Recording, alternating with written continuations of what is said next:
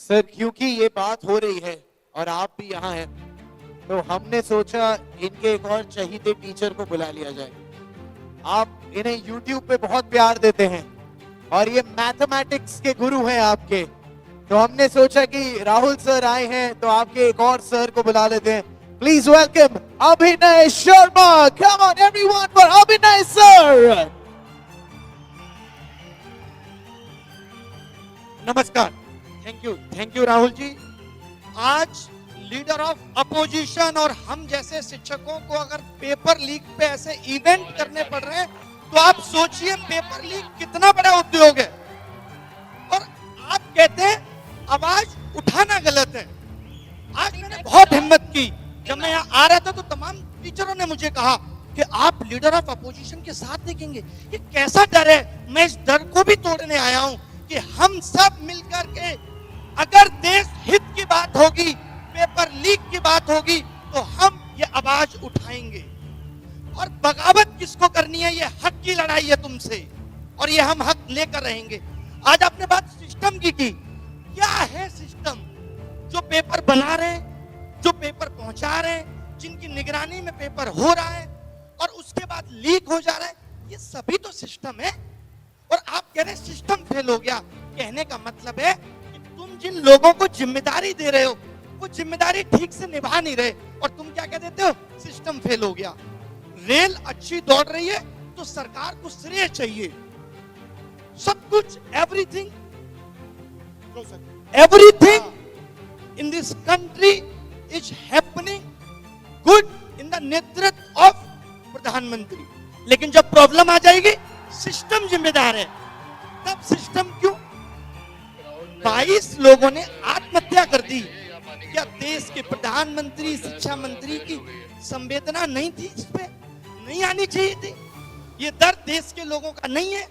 इन कैमरों से पता चल रहा है कि कैमरा हर जगह पहुंच रहा है, पेपर लीक नहीं पकड़ पा रहे आप।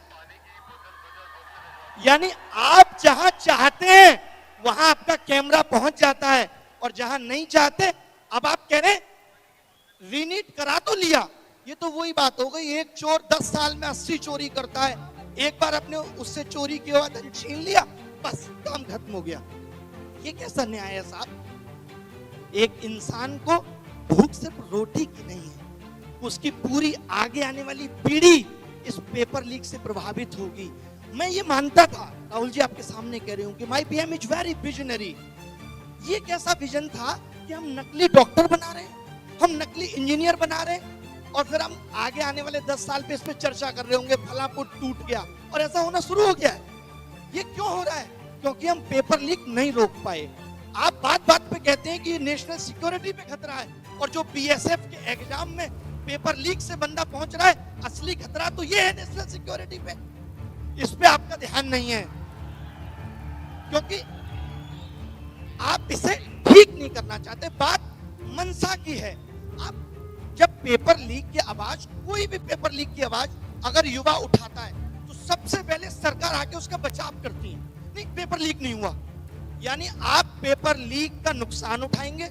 आप ही को साबित करना है कि पेपर लीक हुआ है कि नहीं, और सरकार नहीं मानेगी तो आपको कोर्ट जाना है, और कोर्ट का न्याय तो आपको बताइए कि कितना न्याय मिलेगा आपको। तो ये दर्द पे आवाज कौन उठाएगा? इस दर्द को ठीक कौन करेगा? यही तो असली देशभक्ति है, जो ये सोच पा रही है कि अगले 10 साल बाद का भारत कैसा होगा। हमें आपने बहुत सपने दिखा लिए। अब 2047 के विकसित भारत का सपना हम सब पूरा करेंगे। कैसे? गलत पे आवाज उठा के, तभी तो पूरा होगा। वरना आजकल बहुत रील आती है सोशल मीडिया पे, एक गंदा सा कमरा होगा, रील आएगी, एआई साफ करके तुरंत डेवलप कर देता है। वरना 2047 में हम लोग रील में देखेंगे भारत क्या है, पूरे भारत को 30 सेकंड में डेवलप कर देगी। ये डेवलप करने का तरीका है। शिक्षा व्यवस्था नींव है किसी सिस्टम की, किसी की भी। आप स्कूल बंद कर दे रहे क्योंकि बच्चे नहीं आते। भाई आपने क्यों नहीं सोचा बच्चे क्यों नहीं आते?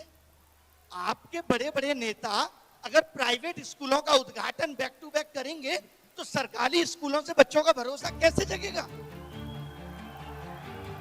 सरकारी सोचिए, वो भारत जो आज विश्व गुरु बनने की बात कर रहा है, जिसका डंका देश में, वर्ल्ड में बज रहा है, उसके यहाँ सरकारी स्कूलों में लड़कियों के लिए टॉयलेट नहीं है। जिस शिक्षा मंत्री को शिक्षा के अंदर इनोवेशन डालना था, स्किल डालना था, सीएजी की रिपोर्ट कहती है कि प्रधानमंत्री विकास कौशल योजना में 10,000 करोड़ का घोटाला हुआ है।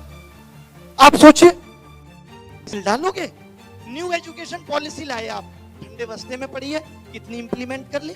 आपको तो फुर्सत ही नहीं है कि कभी आप बता सकें कि इंप्लीमेंट हुई कितनी है।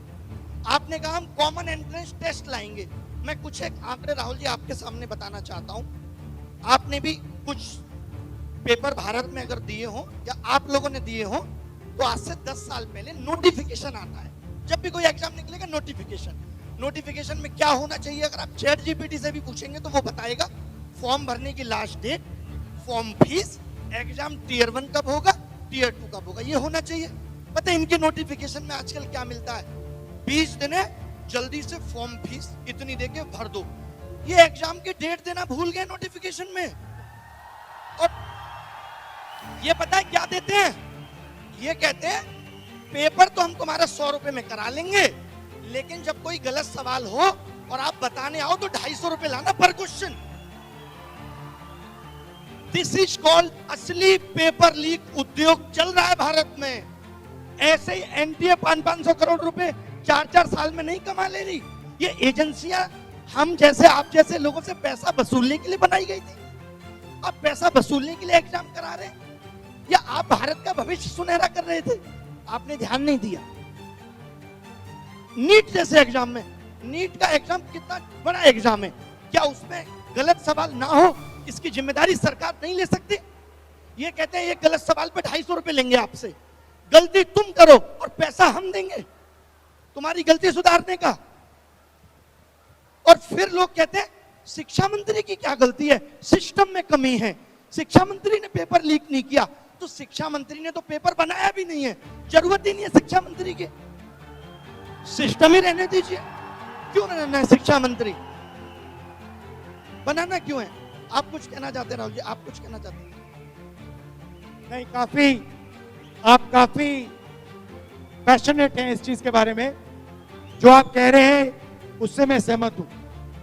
मैं कोचिंग बंद कर चुका हूं, 6 साल हो गए मुझे केवल और केवल इस पेपर लीक उद्योग, एजुकेशन सिस्टम और एग्जाम सिस्टम को सुधारना है। और दुनिया के किसी भी मंच से अगर शिक्षा व्यवस्था की बात होगी तो मैं जरूर मिलूंगा। मुझे अब नहीं काम करना है, मेरा जिंदगी का थ्रिल इसी में है कि मैं चाहता हूं कि ये पेपर लीक थी।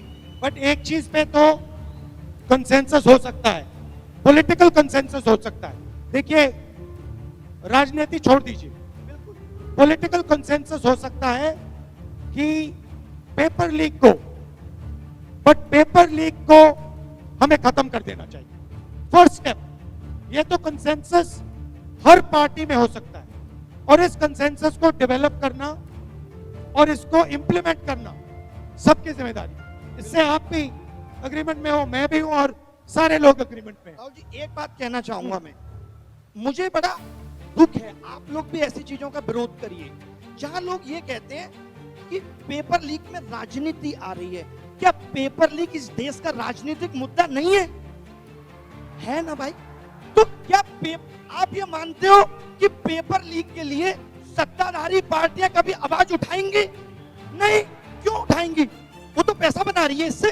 तो पेपर लीक पे आवाज विपक्ष, हम जैसे शिक्षक ही उठाएंगे। तो कोई आपको कहता है कि पेपर लीक पे क्यों बोल रहे हैं? क्योंकि इनको देश की चिंता है, हमें देश की चिंता है। तो इससे मत डरिए। लोग कहते हैं मैं नहीं डरता इन बातों से, मैं आया हूं पेपर लीक पे बोलने। मेरा किसी पार्टी विचारधारा से कोई मतलब नहीं है, मेरी विचारधारा देश हित है और उसी के लिए काम करेंगे। Thank you Rahul. Thank you brother, nice to meet you, thank you very much.